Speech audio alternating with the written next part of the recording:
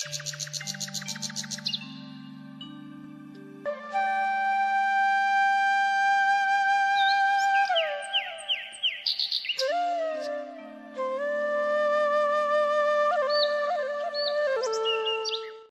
जी, मेरे मन में कई ऐसे प्रश्न घूम रहे हैं, लेकिन मैं उस प्रश्न का उत्तर ढूंढ ही नहीं पा रहा हूँ। अरे महाराज, तो इसमें हैरानी कैसी? आप जल्दी से हमें बताइए, आपके मन में ऐसा क्या प्रश्न चल रहा है?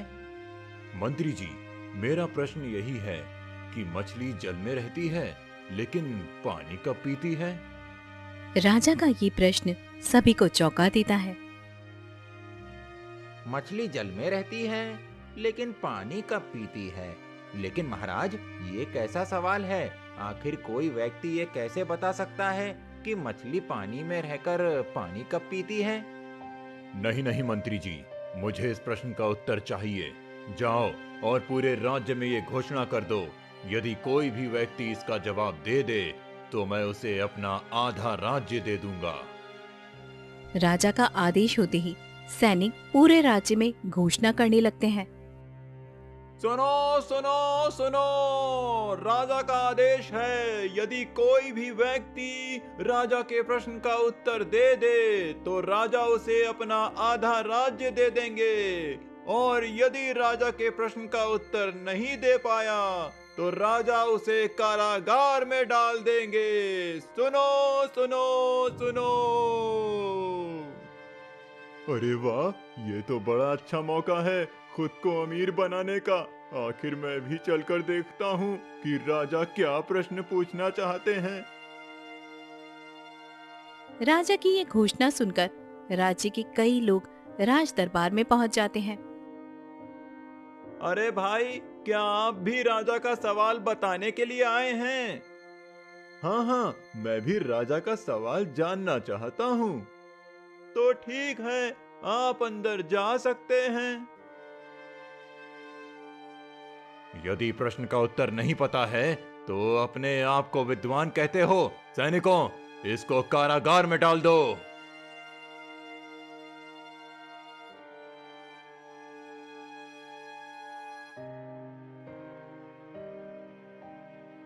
मैं आपको प्रश्न बताऊंगा, उससे पहले आपको मेरी शर्त से भली भांति परिचित होना आवश्यक है। महाराज, मैं आपकी शर्त से भली भांति परिचित हूँ। बोलिए महाराज, आपका क्या सवाल है? मेरा यही सवाल है कि मछली पानी के अंदर रहती है, लेकिन वो पानी कब पीती है? अरे महाराज, ये कैसा सवाल है? आखिर ये कोई कैसे बता सकता है महाराज? आपका ये सवाल उचित नहीं है। क्या बोला? ये सवाल उचित नहीं है? एक राजा की बात की निंदा कर रहा है। सैनिकों, इस दुष्ट को तुरंत कारागार में डाल दिया जाए। मंत्री जी, आखिर कोई भी व्यक्ति हमारे इस सवाल का जवाब क्यों नहीं दे पा रहा है? महाराज, क्या बताऊं, ये सवाल ही इतना विचित्र है कि कोई व्यक्ति इसका उत्तर दे सके। मंत्री जी, अब तो एक ही व्यक्ति इस सवाल का जवाब दे सकता है। बोलिए महाराज, वो कौन है? हम अभी उस व्यक्ति को बुलाकर लाते हैं। मंत्री जी, उस व्यक्ति को बुलाने की आवश्यकता नहीं है। वो व्यक्ति हमारे पास ही मौजूद है। मंत्री जी, वो व्यक्ति कोई और नहीं, आप ही हैं। मैं लेकिन महाराज, मैं इस सवाल का जवाब कैसे दे सकता हूँ? मंत्री जी, अब तो आपको ही इस सवाल का जवाब देना होगा, और यदि जवाब नहीं दे पाए तो मैं तुम्हारे साथ तुम्हारे परिवार को भी संपूर्ण जीवन का कारावास सुना दूंगा। राजा के मुख से ये बात सुनकर मंत्री हैरान रह जाता है। क्या हुआ मंत्री जी, आप कहाँ खो गए? कहीं नहीं महाराज, ठीक है, यदि आप इस सवाल का जवाब जानना चाहते हैं तो फिर आपको मुझे 1 महीने की मोहलत देनी पड़ेगी। ठीक है मंत्री जी, मैं आपको पूरे 1 महीने की मोहलत देता हूँ। आप जहाँ भी जाना चाहते हैं जाइए, जो भी करना चाहते हैं वो करिए, मुझे इस सवाल का जवाब चाहिए।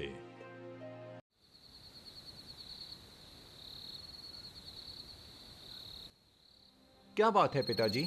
आप इतने चिंतित क्यों हैं? अरे बेटा, मैं तुम्हें क्या बताऊं, मैं बड़ी ही दुविधा में पड़ गया हूँ। समझ नहीं आ रहा मैं क्या करूं। लेकिन पिताजी, क्या हुआ? आप कुछ बता क्यों नहीं रहे हैं? बेटा, राजा का एक प्रश्न है जिसका जवाब मुझे देना है, और यदि जवाब नहीं दे पाया तो राजा हम सभी को जीवन भर के लिए कारागार में डाल देंगे। पिताजी, ऐसा कौन सा सवाल है जिसका जवाब आप ही नहीं दे पा रहे हैं? बेटा, राजा का सवाल है कि मछली जल में रहती है लेकिन पानी कब पीती है। यदि कोई व्यक्ति इसका जवाब दे देगा तो राजा उसे अपना आधा राज्य दे देगा, और यदि जवाब नहीं दे पाया तो उसे संपूर्ण जीवन के लिए कारागार में डाल दिया जाएगा। लेकिन पिताजी, इस सवाल का जवाब तो कोई भी नहीं दे सकता। वही तो मैं भी सोच रहा हूँ बेटा, कि इस सवाल का कोई जवाब नहीं है तो आखिर कोई व्यक्ति इसका जवाब कैसे दे सकता है। बेटा, मेरी मानो तो तुम कल ही ये राज्य छोड़कर कहीं दूर चले जाओ। यदि राजा हमें कारागार में डाल देगा तो कम से कम तुम तो बच जाओगे, और यदि तुम भी मेरे साथ कारागार में डाले जाओगे तो मैं ये कैसे सहन कर पाऊंगा। कम से कम मुझे इस बात की तो खुशी होगी कि मेरा पुत्र बाहर सही सलामत है। लेकिन पिताजी, मैं आपको अकेले छोड़कर भला कैसे जा सकता हूँ? नहीं पुत्र, तुम जिद ना करो, कल सुबह तुम्हें ये राज्य छोड़कर जाना है।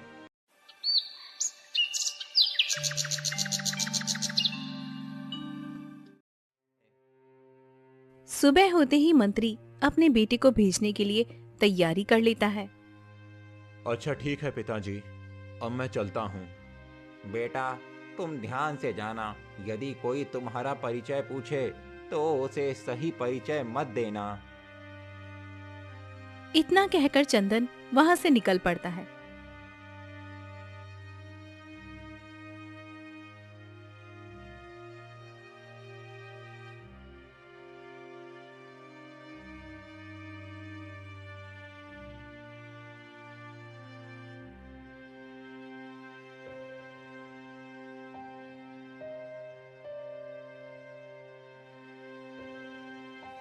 चंदन चलते चलते राज्य से काफी दूर निकल जाता है तो रास्ते में उसे एक नदी दिखाई देती है। अरे, सामने तो नदी है। अब इसे पार कैसे करूं? मुझे तो यहाँ का रास्ता भी नहीं पता कि ये नदी कहाँ पर गहरी है और कहाँ पर गहरी नहीं है। कहीं मैं गहरे पानी में चला गया तो मैं तो डूब जाऊंगा। मुझे तो तैरना भी नहीं आता है। मैं ऐसा करता हूँ, यहीं पर बैठकर किसी पथिक का इंतजार करता हूँ जो इस नदी को भली भांति जानता हो। मैं उसी के साथ ही इस नदी को पार कर जाऊंगा। इतना सोचकर चंदन वहीं नदी के किनारे एक पेड़ के नीचे बैठ जाता है। आज तो मुझे अधिक भिक्षा मिल गई है। इतनी भिक्षा तो मुझे कभी नहीं मिली थी।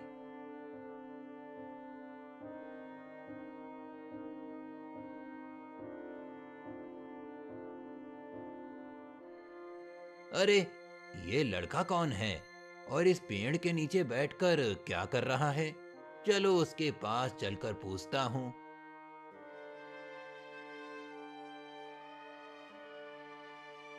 अरे बेटा, क्या बात है? आप कौन हैं और इस नदी के किनारे क्यों बैठे हैं? अरे पंडित जी, मैं एक अजनबी हूँ।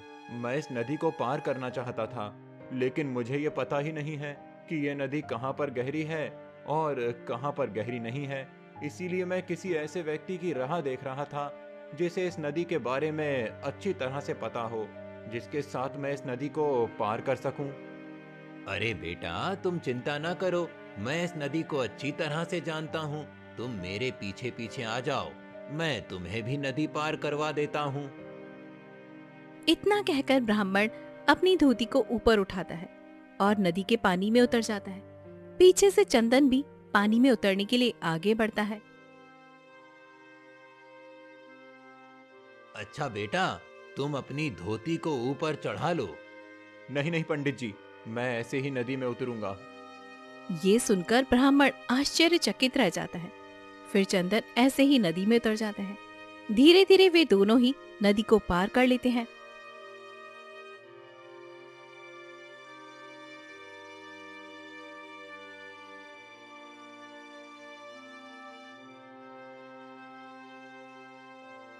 वैसे बेटा, तुम जा कहाँ रहे हो? पंडित जी, मैं शहर जा रहा हूँ। मैं 100 मील दूर से चलकर आ रहा हूँ पंडित जी। बेटा, तो फिर तुम्हें बहुत जोर की भूख भी लगी होगी। हाँ हाँ, भूख तो लगी है, लेकिन इस जंगल में खाना कहाँ मिलेगा? अरे बेटा, तुम चिंता ना करो, तुम मेरे साथ हमारे घर चलो, वहाँ कुछ खाना पीना भी खा लेना, फिर आराम से चले जाना। दोनों चलते चलते जल्दी ही ब्राह्मण के घर पर पहुंच जाते हैं। ब्राह्मण की एक बेटी थी जिसका नाम रूपमाला था। अरे बेटी, जरा इन्हें पानी वानी पिलाओ, मैं अभी दुकान से कुछ मिठाई ले आता हूँ। इतना कहकर ब्राह्मण वहां से चला जाता है। तभी रूपमाला एक घड़े में पानी भर कर लाती है। ये लीजिए, पानी पी लीजिए। यदि आप बुरा ना माने तो मैं आपसे कुछ पूछना चाहता हूँ। हाँ हाँ, पूछिए, आप क्या पूछना चाहते हैं? मैं आपसे ये पूछना चाहता हूँ कि आपका ये घड़ा कच्चा है या पक्का है? ये घड़ा अभी कच्चा है। यदि घड़ा अभी कच्चा है तो मैं आपके हाथ का पानी नहीं पी सकता। उन दोनों की ये बात ब्राह्मण सुन लेता है। अरे दुष्ट, मैं तुझे मुसाफिर समझकर यहाँ बुलाकर ले आया और तू मेरी बेटी से ऐसी बातें कर रहा है। चल निकल यहाँ से। इतना सुनते ही चंदन वहां से उठता है और वहां से चला जाता है। अरे, पिताजी ने ये क्या किया? वो कोई साधारण इंसान नहीं था, वो तो बहुत बुद्धिमान लगता है। काश कि मेरा विवाह उसी व्यक्ति के साथ हो जाता तो मेरी किस्मत ही बदल जाती। अरे पिताजी, मैं बाजार से कुछ मंगवाना चाहती हूँ, जरा आप बाजार को चले जाइए। हाँ हाँ, बोलो तुम्हें क्या चाहिए, मैं अभी तुम्हारे लिए बाजार से ले आता हूँ। पिताजी, ये लीजिए 4 रुपए, इसमें से 1 रुपए की प्याली ले आना और 1 रुपए का प्याला ले आना, और 1 रुपए की ऐसी चीज लाना जो अंदर से सख्त हो और बाहर से नरम, और 1 रुपए की ऐसी चीज लाना जो बाहर से सख्त हो और अंदर से नरम हो। अच्छा ठीक है बेटी, मैं अभी लेकर आता हूँ। ब्राह्मण चलते चलते जल्दी ही बाजार में पहुंच जाता है। आइए आइए पंडित जी, बोलिए आपको क्या चाहिए? अरे भाई, ये लीजिए 4 रुपए। आप मुझे 1 रुपए की प्यारी दे दीजिए और 1 रुपए का प्यारा दे दीजिए, और 1 रुपए का दीजिए जो बाहर से नरम हो और अंदर से सख्त, और 1 रुपए का दीजिए जो बाहर से सख्त हो और अंदर से नरम। क क क क क क्या? अरे आप क्या कहना चाहते हैं? अरे भाई, मैं वही कहना चाहता हूँ जो आपने सुना है। ये सामान मेरी बेटी ने मुझे मंगाया है, मैं वही लेने आया हूँ। लेकिन पंडित जी, ये प्यारा प्यारी, अंदर से सख्त, बाहर से नरम, ये सब क्या है? ये पकड़िए पंडित जी अपने पैसे, मेरे पास ये सब कुछ नहीं है। ब्राह्मण पैसे लेकर दूसरी दुकान पर जाता है और उससे भी यही बात बोलता है। अरे पंडित जी, आप पागल तो नहीं हो गए? ये आप क्या बोल रहे हैं?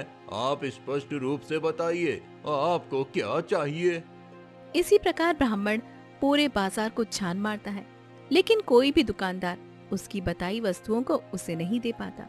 तभी उधर चंदन आता है। अरे पंडित, तू सठिया गया है क्या? तुझे कुछ शर्म है या नहीं है? चल भाग जा यहाँ से, नहीं तो मैं तुझे मार मार कर नीला कर दूंगा। अरे भाई, क्या बात है?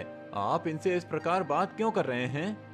अरे भाई देखिए ना, ये पंडित मुझे 4 रुपए दे रहा है और मुझसे 1 रुपए की प्यारी मांग रहा है, और 1 रुपए का प्यारा मांग रहा है, और 1 रुपए का मांग रहा है जो अंदर से नरम हो और बाहर से सख्त, और 1 रुपए का मांग रहा है जो अंदर से सख्त हो और बाहर से नरम। अब आप ही बताइए, मैं इसे क्या दूं? अरे भाई, आप शांत हो जाइए, मैं बताता हूँ इन्हें क्या चाहिए। आप इन्हें 1 रुपए का नाखूनी दे दीजिए, जिसे स्त्री अपने नाखून पर लगाती है। ये नाखूनी औरतों को बहुत प्यारी होती है। और 1 रुपए का इन्हें सिंदूर दे दीजिए, क्योंकि सिंदूर स्त्रियों का अत्यधिक प्यारा होता है। ये हो गया प्यारा प्यारी का। अब इन्हें 1 रुपए का कच्चा नारियल दे दीजिए, जो बाहर से सख्त और अंदर से नरम होता है। और 1 रुपए का इन्हें छुआरा दे दीजिए, जो बाहर से नरम और अंदर से सख्त होते हैं। अरे भाई, तो इन्हें साफ साफ बोलना चाहिए ना। दुकानदार तुरंत ही ये सारी चीजें एक थैले में डालकर ब्राह्मण को दे देता है। ब्राह्मण तुरंत ही वो थैला लेकर वहां से चला जाता है। अरे बेटी, आज तो मैं मरते मरते बचा। वो कैसे पिताजी? आप तो एकदम ठीक हैं। बेटी, तुमने जो सामान मंगाया था उसी के चक्कर में मैं पिटते पिटते बचा। शुक्र है उस इंसान का जिसने मुझे बचा लिया और मैं ये सामान लेकर वापस आ सका। फिर ब्राह्मण सारी कहानी अपनी बेटी को सुनाता है। बेटी, मुझे तो लगता है वो आदमी बहुत बुद्धिमान है। हाँ पिताजी, आपने एकदम ठीक कहा। वो कोई साधारण नहीं है, वो एक बुद्धिमान इंसान है। लेकिन बेटी, यदि वो इतना ही बुद्धिमान है तो फिर जब मैं नदी पार करने वाला था तो मैंने अपनी धोती को ऊपर उठा लिया था, ताकि मेरी धोती भीगे ना और गंदी भी ना हो। लेकिन जब मैंने उस युवक को धोती ऊपर करने को कहा तो उसने धोती ऊपर उठाने को मना कर दिया। वो धोती को ऊपर उठाए बिना ही नदी में घुस गया। पिताजी, उन्होंने धोती ऊपर इसलिए नहीं उठाई क्योंकि दरिया में अनेक प्रकार के जहरीले जीव होते हैं। यदि कोई जहरीला जीव उन्हें काट देता तो अनर्थ हो जाता। यदि ऐसे कोई जीव उनको काटने की कोशिश करता तो वो कपड़े में ही रह जाता। हाँ हाँ बेटी, तुम एकदम ठीक कह रही हो। लेकिन बेटी, जब वो व्यक्ति यहाँ आया था तो वो तुमसे खड़ा, कच्चा और पक्का क्यों पूछ रहा था? पिताजी, उनके कहने का तात्पर्य था कि अभी तक मैं कुंवारी हूँ या विवाहित हूँ। जब मैंने उन्हें बता दिया कि मैं कुंवारी हूँ तो उन्होंने पानी पीने से इनकार कर दिया। अरे वाह बेटी, तो इसका मतलब ये युवक बहुत ही बुद्धिमान है। लेकिन बेटी, तुम भी कम बुद्धिमान नहीं हो। अच्छा बेटी, यदि मैं तुम्हारा विवाह उसी व्यक्ति के साथ करवा दूं तो कैसा रहेगा? पिताजी, इससे अच्छा तो कुछ हो ही नहीं सकता। वो भी इतने बुद्धिमान है और मैं भी तो। हम दोनों अपने जीवन के प्रत्येक सपनों को साकार कर सकते हैं। तो फिर ठीक है बेटी, मैं अभी उस युवक को बुला कर लेकर आता हूँ। ब्राह्मण जल्दी से वहीं पर जाता है जहाँ पर चंदन मिला था। लेकिन चंदन अब वहाँ से जा चुका था। अरे भाई, वो युवक कहाँ गया जिसने आपको ये सामान बताया था? पंडित जी, वो व्यक्ति तो इस ओर चला गया था। ब्राह्मण जल्दी से उसी ओर जाता है और देखता है चंदन एक पेड़ के नीचे बैठा हुआ था। अरे बेटा, तुम यहाँ पर क्यों बैठे हो? अरे पंडित जी, आपने तो हमें घर से बाहर निकाल दिया था, तो क्या करूं? इस पेड़ के नीचे ही बैठ गया। अरे बेटा, तुम यहाँ मत बैठो, चलो हमारे साथ मेरे घर चलो। अरे नहीं नहीं पंडित जी, और कुछ भी कहो पर मुझे घर चलने को मत कहो। एक बार गया था तो मेरा तिरस्कार कर मुझे भगा दिया। अगर इस बार भी चला गया तो आप मुझे मार कर ही छोड़ेंगे। अरे नहीं नहीं पुत्र, मैं तुम्हें कोई गलत शब्द नहीं बोलूंगा। मुझे माफ कर दो बेटा, तुम मेरे साथ चलो, तुम्हें मेरी बेटी ने बुलाया है। ब्राह्मण की बात सुनकर चंदन समझ जाता है कि वो लड़की उसे क्यों बुला रही है। अच्छा अच्छा, ठीक है, चलो मैं आपके साथ चलता हूँ। इतना कहकर ब्राह्मण और चंदन दोनों वहां से चले जाते हैं। यदि आप बुरा ना मानो तो मैं आपसे कुछ कहना चाहती हूँ। हाँ हाँ बोलिए, आप मुझसे क्या कहना चाहती हैं? मैं आपको बहुत पसंद करती हूँ और आपके साथ विवाह करना चाहती हूँ। क्या आप मुझसे विवाह करेंगे? नहीं सुंदरी, मैं तुम्हारे साथ विवाह नहीं कर सकता। लेकिन क्यों? आप मेरे साथ विवाह क्यों नहीं कर सकते? सुंदरी, मैं तुमसे विवाह करूं, मैं रखूंगा कहाँ?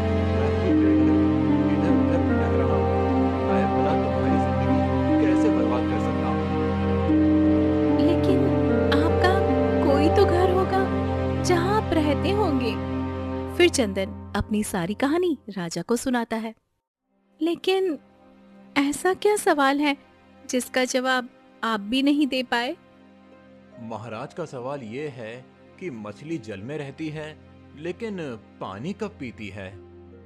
ये सवाल सुनकर रूपमाला भी हैरान रह जाती है। वो समझ जाती है कि जो राजा इस सवाल को पूछ रहा है वो मूर्ख है।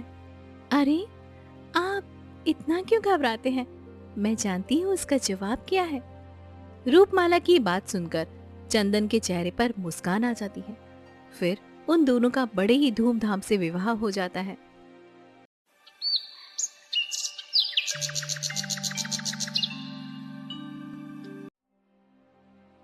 अच्छा पिताजी, अब मैं अपने राज्य वापस लौटना चाहता हूँ।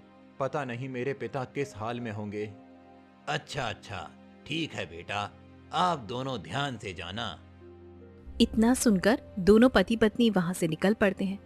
दोनों चलते चलते जल्दी ही अपने राज्य में वापस लौट आते हैं। उन दोनों को देखकर मंत्री हैरान रह जाता है। अरे बेटा, तुम यहाँ वापस क्यों आ गए और तुम्हारे साथ ये कौन है? पिताजी, ये आपकी बहू है। फिर चंदन अपनी सारी कहानी अपने पिता को बताता है। लेकिन बेटी, इस सवाल का जवाब तो कुछ हो ही नहीं सकता, तो फिर तुम इस सवाल का जवाब कैसे दे सकती हो? पिताजी, आप चिंता न करिए। आप राजा के पास जाइए और उन्हें कह दीजिए कि आपके सवाल का जवाब मेरी बहू देगी। लेकिन मेरी बहू की एक शर्त है। जब राजा शर्त पूछे तो कह देना कि मेरी बहू जवाब देने से पहले एक दिन आपके पूरे महल में घूमना चाहती है। रूपमाला की ये बात सुनकर मंत्री राज दरबार में जाता है और राजा को सारी बात बताता है। शर्त? लेकिन कैसी शर्त? महाराज, मेरी बहू सवाल का जवाब देने से एक दिन पहले आपके पूरे महल में घूमना चाहती है। बस इतनी सी बात? चलो ठीक है, मुझे तुम्हारी बहू की शर्त मंजूर है।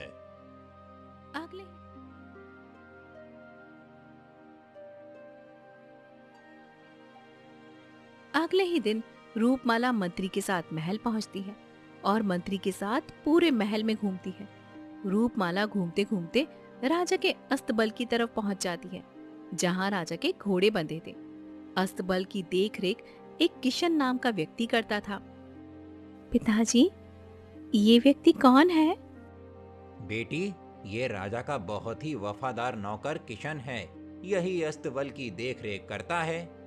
रूपमाला अस्तबल की तरफ घूम रही थी कि तभी उसकी नजर जमीन पर पड़े एक आभूषण पर पड़ती है।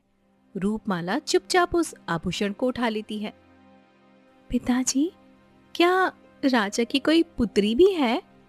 नहीं बेटी, राजा की ना तो कोई पुत्री है और ना ही कोई पुत्र है। राजा तो निसंतान है। लेकिन बेटी, तुम ये सब क्यों पूछ रही हो? कुछ नहीं पिताजी, बस ऐसे ही पूछ रही थी। बोलिए मंत्री जी, आपकी बहू ने मेरा पूरा राज्य महल देख लिया? हाँ हाँ महाराज, मैंने आपका सारा राजमहल देख लिया है। तो बताओ फिर, मेरे सवाल का जवाब कब दोगी? महाराज, मैं इस सवाल का जवाब कल दूंगी। कल तक आपको जिस जिस को इस सवाल का जवाब सुनना है उसे बुला लीजिए। महारानी जी, मैंने सुना है महाराज के सवाल का जवाब मंत्री की बहू देगी। अरे, आप भी ना, कहाँ उस मूर्ख राजा के मूर्ख सवालों को बताकर इतनी सुनहरी रात को बर्बाद कर रहे हो? तुम मुझ पर ध्यान क्यों नहीं दे रहे हो? महारानी उस नौकर किशन से प्रेम करती थी, इसलिए किशन उसका प्रेमी था।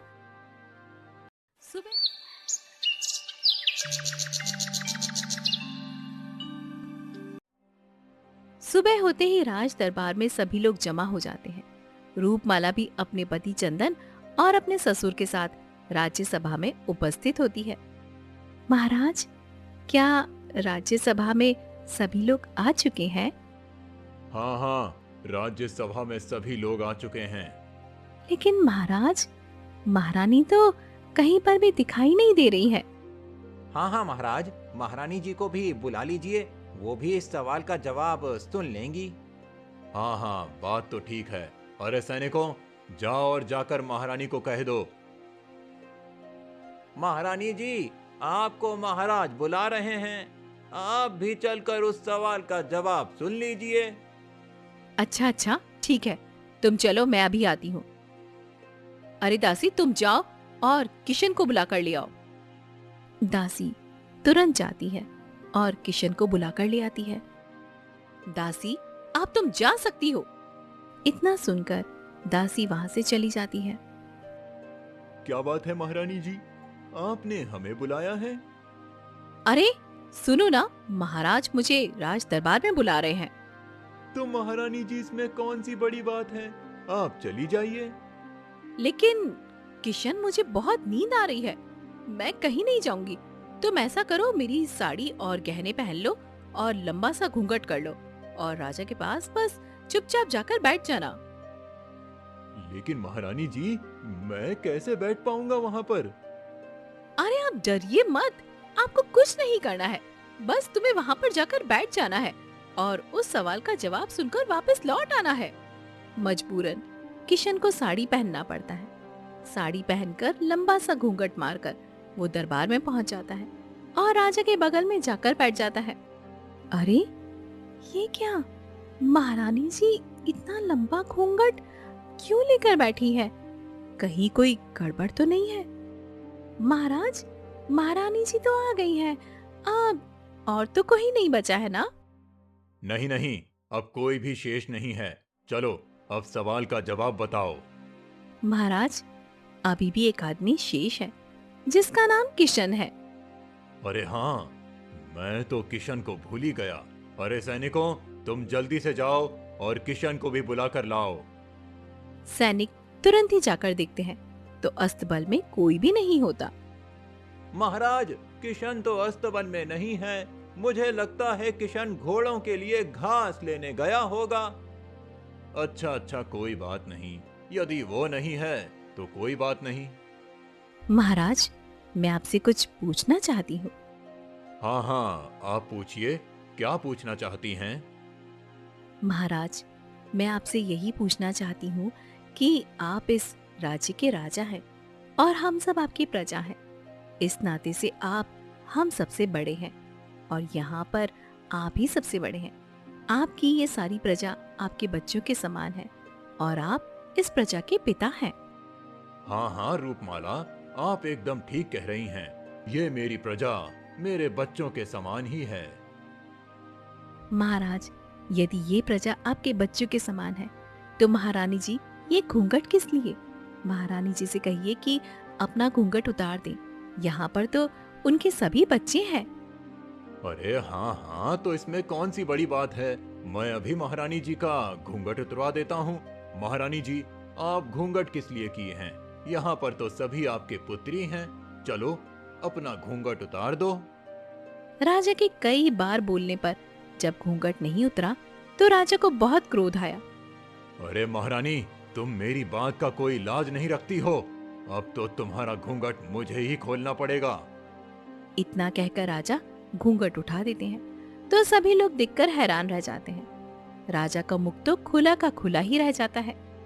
महाराज, क्या अब भी आपको अपने सवाल का जवाब जानना है? जब आप अपने ही घर में रहकर अपनी पत्नी के बारे में नहीं जान पाए कि आपकी पत्नी कब और कहां पानी पीती है, तो भला कोई व्यक्ति इस मछली के बारे में कैसे बता सकता है कि वो पानी कब पीती है? मंत्री जी, मुझे माफ कर दीजिए। मैं ही गलत था जो आपसे ऐसे बेतुके सवाल पूछ रहा था। सैनिकों, इनमें जिस जिस को भी बंदी बनाया है उन सभी को आजाद कर दो और इस किशन के साथ साथ महारानी को भी फांसी पर चढ़ा दो।